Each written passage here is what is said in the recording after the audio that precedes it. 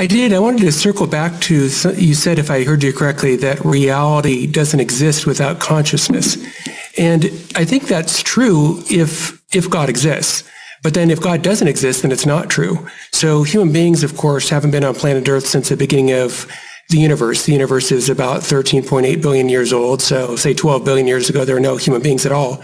And presumably there was no consciousness at all. So there was reality. There were the beginning of stars and things like that. But there was no conscious beings anywhere that was able to understand that unless God exists. Now, if God exists, and if it's true that God is the Logos, well, then you would say from all eternity, there was consciousness, there was a mind, there was a divine mind. And so, and on that view, there actually would be an ultimate unity, you might say, in terms of the divine essence and the divine mind ultimately being one.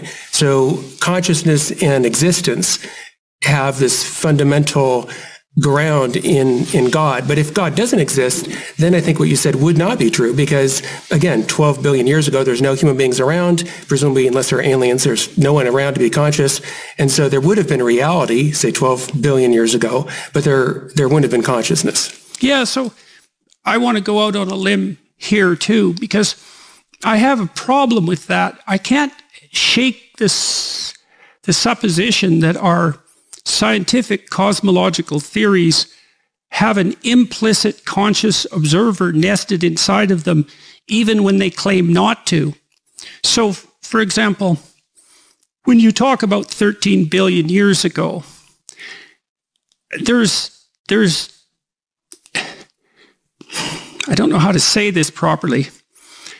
The concept of 13 billion years seems to me to require a conscious observer to formulate to begin with, because I don't understand what duration consists of in the absence of something experiencing duration. It's like, how does something last 13 billion years? Like, in some sense, it all happens at once if there's no conscious observer. Like,